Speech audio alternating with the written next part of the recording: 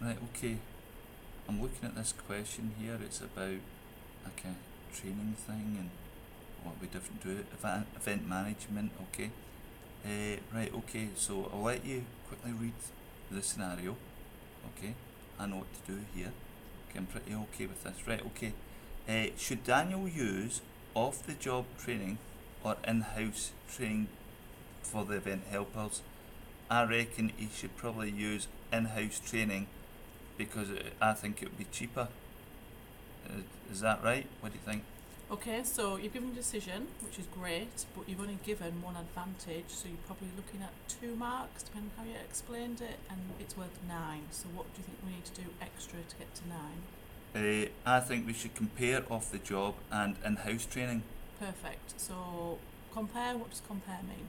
It's what one's got an advantage compared to the other one, what's the disadvantage of doing the other one. Perfect, okay. So you have one advantage possibly of off the job training. What advantage would that be? It'd be done by professionals. Brilliant, okay. So what would be a disadvantage of off the job training? A disadvantage is it's not always related to the job. Brilliant, okay. So you're given one advantage, one disadvantage. What do you think you need between those 2 sentences? But use the but word or something like that. So is it, yeah? So is it you're actually kind of like connecting them? Yeah, brilliant. Connective, so always have a connective between your Connective, advantage and right, disadvantage. But is fine, however is also fine. Fantastic. We're not necessarily looking for anything more than that. So one advantage of off the job, connective, one disadvantage of off the job. In-house training, what would we put for that one? In-house training, if it was in-house, it'd be for the job, related to the job. You'd probably call it. Perfect. Okay, what next? If you're getting it done in the house, the chance that'd be done by somebody you employ, so it'd probably be free. Okay, brilliant.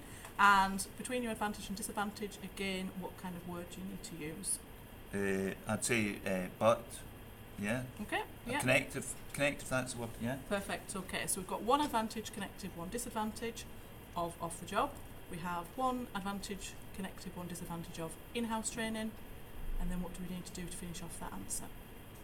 Give them overall what I think it's going to be. Perfect, okay. That would possibly get us 5 or 6 marks. We really want to have 2 advantages for each and 2 disadvantages for each. That will get us to 6. So we need to think about how to get to 9. So what kind of things could you include to get to 9?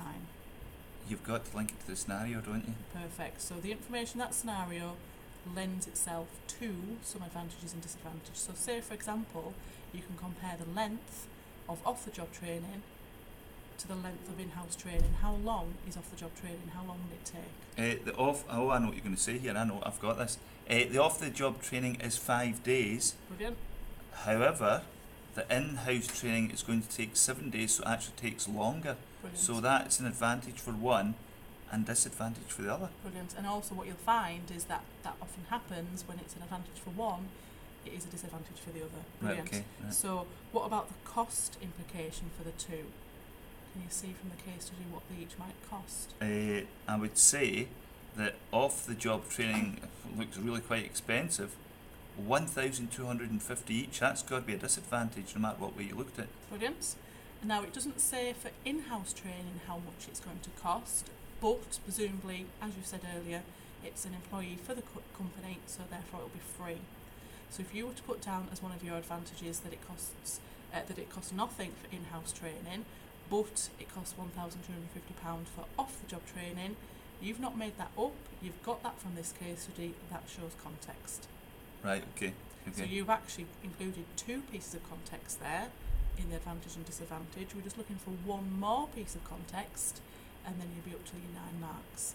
So we've already discussed the length of the course, that would be context 2. So if you were to write that out in full, include that information, then you're looking at 9 marks, but you must have that overall decision.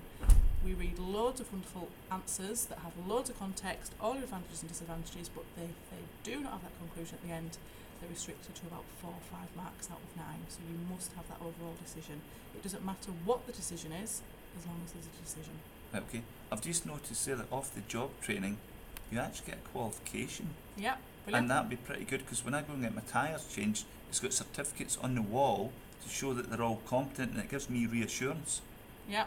And I tell you what, and if you're in in-house training by Daniel's sister, you probably wouldn't get a real certificate as such, and that's got to be a disadvantage.